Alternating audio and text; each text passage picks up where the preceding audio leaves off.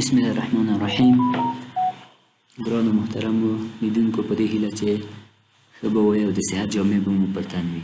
نو راځو نن د موږ نننۍ زده کړې ته د جاوا او د نیټبینز نصبول دي په خپل کمپیوټر کې.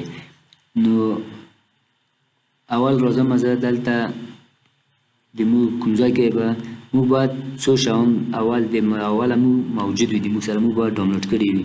زه راځم دلته د ماس ده یو چې دا څه شی ده، اپاچي نیټبینز ده، بل چې ده جي ډي کې ده، او بل باید شی اس ډي کې ولیدو. صحیح ده، اس ډي کې. نو دا باید موږ ولرو په خپل کمپیوټر کې. موږ راځو جي ډي کې ته، جي ډي کې ته دوه لینک ته راځو. صحیح ده، او دلته بیا انتخابوو چې د موږ مثلا دغه ده د آخري ورژن چې ده یو ده. دلته راځو بیا په د لاندې ځای کې د وینډوز لپاره دغه ده کولی شو زیپ فایل یې په دغو کې چې هر یو انتخاب کړو موږ یې په دغو کې ډاونلوډولی شو. او بل قدم کې باید موږ نیټبینز ډاونلوډ کړو.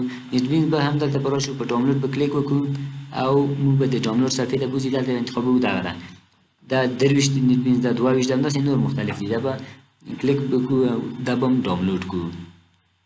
او اوس د ما سره ټول ما ډاونلوډ کړي دي. نو اول راځم زه کوم جي ډي کې چې ده دا په خپل کمپیوټر کې نصبوم. نو دلته به په نیکسټ باندې کلیک وکړو. نیکسټ. نو دا بشپړ شو. دلته به موږ څنګه وکړو؟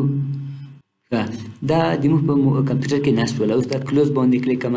اوس زه راځم دلته سی ډرایو ته.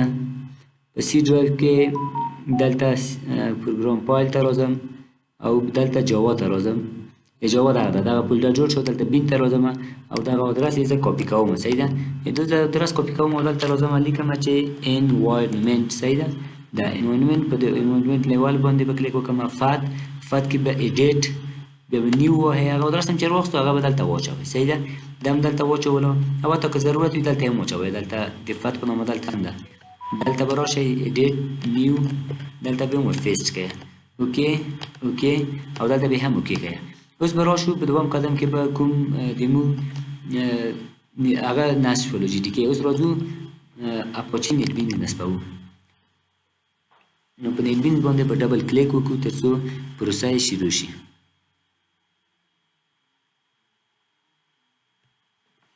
دلته به په یس باندې کلیک وکړو او د نیټبینز انسټالیشن به شروع شي.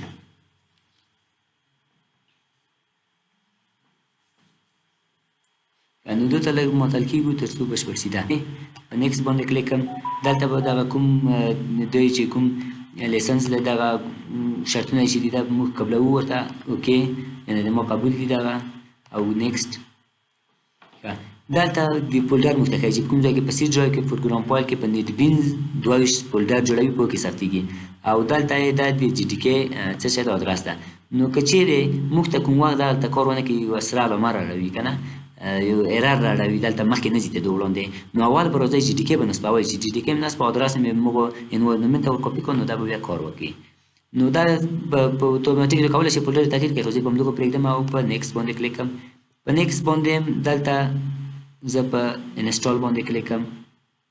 نو دلته لږ موږ معطل کېږو تر څو دغه انسټال پروسه بشپړه شي.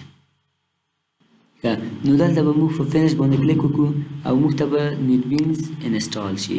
اوس دغه ده، دا یې سیټ اپ ده په صفحه باندې او دلته هم موږ ته انسټال شوی ده. نو دلته که زه ولیکم نیټبینز اپاچي نیټبینز آی ډي 2022 کال. زه راځم اوس په دو باندې کلیک کوم، ډبل کلیک، تر څو موږ ته راخلاص شي. نو دغه ده، موږ ته کوم اپاچي نیټبینز هم چې په کار و ده موږ ته راخلاص شول. اوس کولی شو دلته زه راځم یو نیو پروجیکټ کښلم. کله چې موږ نیټبینز نصب کړلو، نور جي ډي کې هم نصب کړل، پس د هغو زه راځم فایل ته. په فایل کې نیو پروجیکټ باندې کلیک کوم او دلته به راشم یو څنګه جاوا اپلیکیشن باندې به کلیک وکړم. نیکسټ. دلته کولی شو موږ د موږ پروژې ته نوم ورکړو. صحیح ده، او دلته کولی شو کلاس ورته واخلو. زه په همدغو خپل حالت پرېږدم او په نیکسټ فینش باندې کلیک کوم تر څو موږ ته یو کلاس جوړ شي. نو اوس دلته موږ ته یو کلاس جوړ شول او په داخل کې هېڅ هم نشته. دلته راځم ایمیل میتود په داخل کې فقط ورته لیکم چې موږ ته اس اوټ کا هیل او ار یو.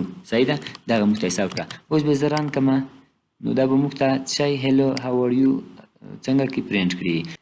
نو دا وه موږ د نیربینز جي ډي کې او د نصبولو او د کارولو طریقې د خوښو وړ مو ګرځېدلې وي. تر بیا ښې چارې.